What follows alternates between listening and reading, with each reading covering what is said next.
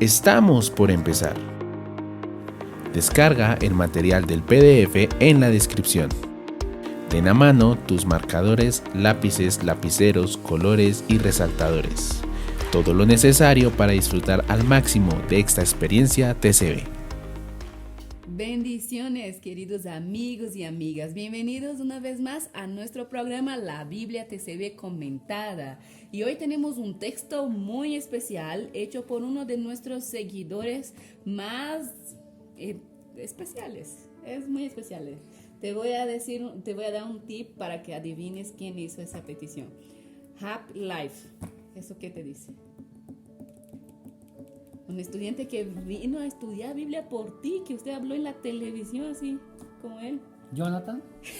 Sí, nuestro querido Alexis, feliz vida para Alesia, todos. feliz vida.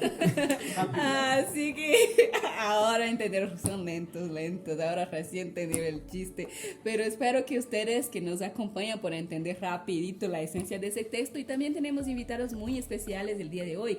Nos acompaña nuestro querido Elvis y nuestra querida Génesis, así que estamos muy bien acompañados para trabajar un texto polémico, un texto extraño en los evangelios. Doctor, ¿qué texto vamos a trabajar el día de hoy? Bueno, Mateo 10, 34, 35, pero hay algo muy importante en este contexto. Mateo es un evangelio muy estructurado. De acuerdo. Mateo, bueno, un minuto sobre esto. Mateo elaboró, o la escuela matiana, un evangelio que sirviera como un documento doctrinal para entrenar a los nuevos creyentes judeocristianos. O sea, este evangelio nace en Jerusalén y fue dirigido para la primera comunidad cristiana, que fue la comunidad judeo-cristiana de Jerusalén. Y es un evangelio que toca 7 temas importantes, como el tema de la historia del nacimiento de Jesús, sobre el sermón de la ética de Cristo, el sermón de la montaña. También habla sobre... y sobre todo, aquí está el tema sobre un sermón misionero. ¿Cuál debe ser la característica de un misionero? Y aquí está, todo el capítulo 10 es el discurso del carácter de un misionero. Ese es el contexto. Y después hay una sesión parabólica, las parábolas sobre el reino en Mateo 13, después un discurso eclesiástico en Mateo 18, después un sermón escatológico en Mateo 24-25, y la consumación del ministerio de Jesús, que es la pasión, muerte y resurrección. Entonces estamos en el contexto del tema misionero. Interesante, porque esto deja el texto aún más raro. Eso deja el texto aún más interesante. Así que vamos a pedir a Génesis que con esa linda voz que tiene nos dé lectura al texto de hoy. Bueno, Mateo 10, 34, 35 dice, Subamos el volumen un poquito. no piensen que he venido a traer una aparente paz fundamentada en la hipocresía. No vine a traer una paz hipócrita, más bien vine a traer una verdadera paz que se fundamenta en la justicia y puede generar conflictos. Muy bien, hasta el final. Porque en tiempos de persecuciones por mi causa, los que son mis discípulos serán maltratados hasta por su propia familia. Hombres contra sus padres, hijas contra sus madres y nueras contra sus suegras. Muy bien, así que el tema de hoy es sobre paz. Pero raro, porque este es de los textos más diferentes de la TCB. Tuvimos muchas reacciones y comentarios a ese texto, doctor, porque realmente no tiene nada que ver con la mayoría de las versiones que encontramos de la Biblia. Así que hoy vamos a explicar, se tenía que decir y se dijo, por qué se tradujo así este texto. Y hay varias cosas aquí en ese contexto, ¿no? Porque ese es un texto que yo particularmente en otras versiones, con la buena crianza pentecostal que tuve, nunca pude entender. Nunca lo entendió. No, como que es que Jesús, que es el príncipe de la paz, va a decir que no viene Hija, a traer y no paz. solamente usted, hasta vecinos me preguntaron, ya si estoy perdido, porque en otras versiones dice, no he venido a traer la paz, sino la espada. Eso está interesante, pero vamos a ceder el espacio a nuestros invitados especiales de hoy. Vamos a empezar por las damas, como tiene que ser. Mi querida Génesis, ¿qué preguntas te vienen, qué comentarios te inquietan cuando lees este texto? O sea, Mi pregunta es, ¿por qué se alarga tanto en la TCB? Porque en la Reina Valera en sí solo dice espada, y aquí se alarga, ¿no? Dice la hipocresía, aparente paz, que son palabras que no se encuentran ahí. ¿A qué se viene? ¿Por qué? Bueno, buena pregunta, Génesis. Sí, y no solamente en la Reina Valera, sino en otras versiones. Y lo traducen bien, no está mal traducido, está bien traducido. Dice, no he venido a traer la paz, sino la espada. Y eso la gente no lo entiende. ¿Por qué la TCB es diferente? Número uno. Un objetivo de la TCB es más claro. Mucho es explicar. La gente no tenga que estar rompiéndose la cabeza interpretando, sino que ella entienda o tenga un mensaje directo y claro. Número 2, cuando se hace una labor de traducción, no basta con saber lengua bíblica, ya sea griego, hebreo, arameo, lo que sea. No basta, porque no podemos caer en un literalismo, sino que aparte de manejar la lengua antigua, hay que manejar el contexto donde se escribió el texto. Porque el contexto donde está sumergido el autor, hay un contexto que hay muchos acontecimientos históricos, psicológicos, que enriquece la lengua que está usando. Entonces hay que manejar el contexto histórico y segundo, la estructura morfológica de la lengua.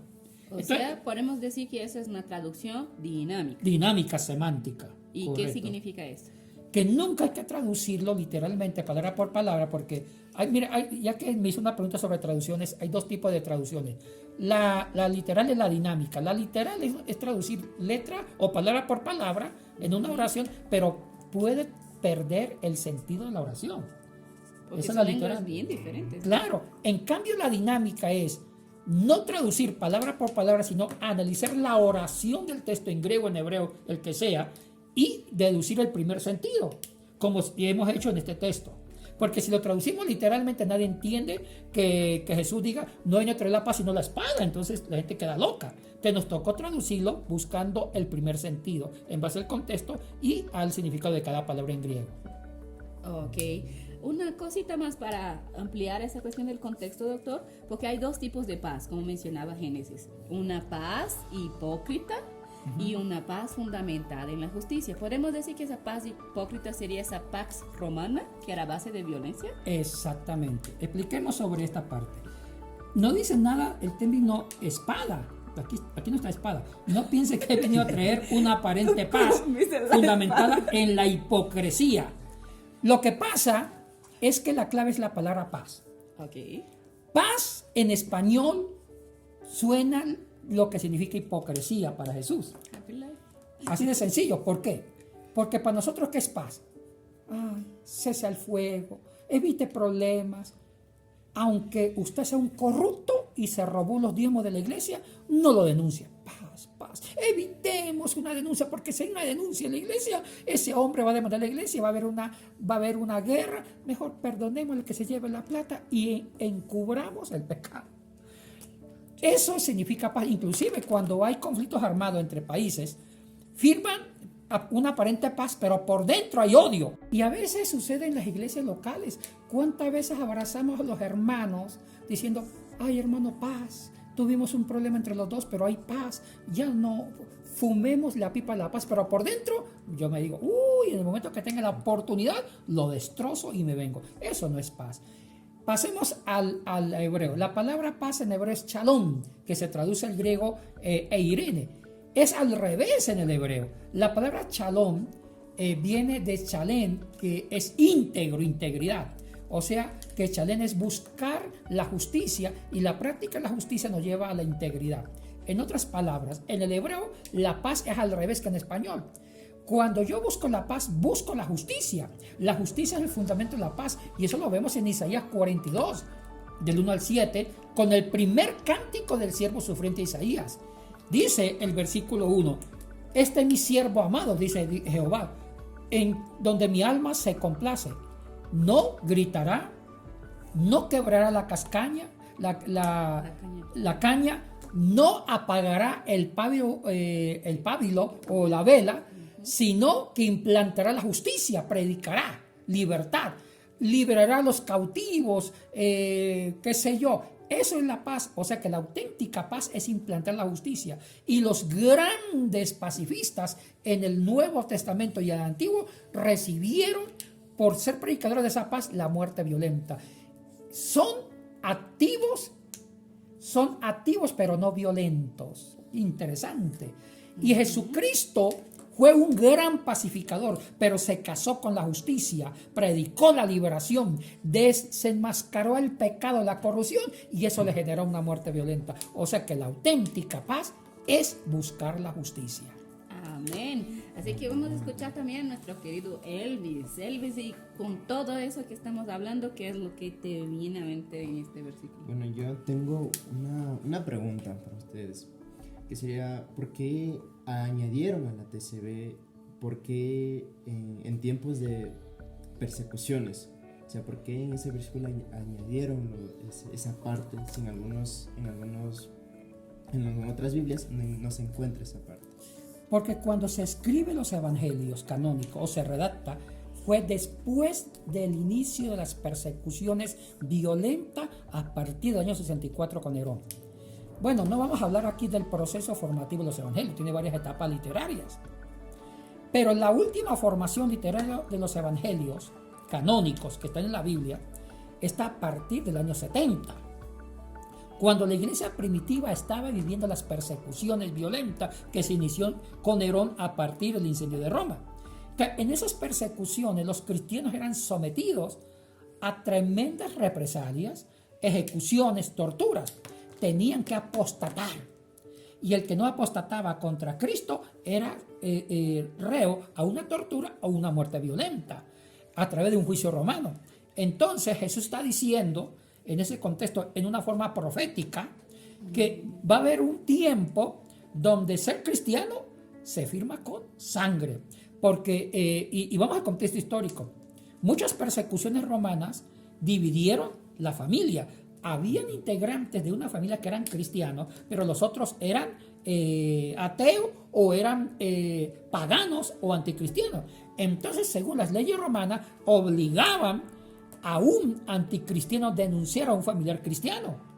Y el que no denunciaba, y si no lo denunciaba, esa persona también podía ser como cómplice del cristiano. Entonces hubo conflictos familiares por la fe cristiana. A eso se refiere Jesucristo cuando dice, y habrá momentos que el hijo se va a levantar contra el padre. La nuera que una nuera se levante contra la suegra es normal, pero bueno, quiere decir en ese tiempo de persecuciones. Incluso podemos adelantar para la época de los judíos, porque ellos aún no tenían la autoridad imperial, lapidaron un montón de gente. El Esteban murió bajo la persecución judía mucho antes de que empiece la persecución romana también. Qué bueno que ahora ya las cosas están mejores para la propagación del evangelio, doctor. Y es por eso que desde la TCB queremos hacer que ese evangelio que transforma toda la existencia humana llegue a todas las personas en todo el mundo. Y usted nos puede ayudar con esto. Deja su me gusta en este video, suscríbete a nuestro canal, activa las campanitas para recibir todas las notificaciones. Y también deje sus comentarios. ¿Cuál texto les gustaría comentar de la TCB? Comparte ese contenido con todas las personas para que el poder transformador de la palabra de Dios alcance más y más corazones. Así que muchas gracias por acompañarnos por el día de hoy y que ustedes sigan viviendo esa paz que se fundamente en la justicia. Nuestros invitados también dejarán su despedida, así como hacía Pablo al final de sus cartas, que su equipo de trabajo ministerial les saludaba a todos. Muy bien, empezamos con Elvis. Mucho gusto igualmente por hacerme partícipe de esto. Igualmente que sigan comentando, que sigan escribiendo más sobre la TCB, que es un buen libro, se lo recomiendo y eso. Muy bien, bueno, de mi parte, agradecerles, ¿no?, por tomarme en cuenta en esto tan interesante y nos deja un mensaje no solo a mí, sino a varias personas y nos deja un entendimiento pleno y gracias. Suscríbanse. Muy bien, doctor, aprovecha para invitar a nuestra audiencia para el lanzamiento físico de la TCB. Los invitamos al lanzamiento 28 de junio, 5:30 de la tarde. Comenzamos con unos comidita ahí y después vamos al lanzamiento, al mega lanzamiento de la TCB. Aquí en el Semisur, quité cuadro. Hoy los que vienen a otros países lo pueden ver por las redes sociales, en directo. Además, Y el shalom, el de la Shalom. paz. Sí, ¿qué tal el shalom? Shalom. Hasta yo voy a decir shalom esta vez.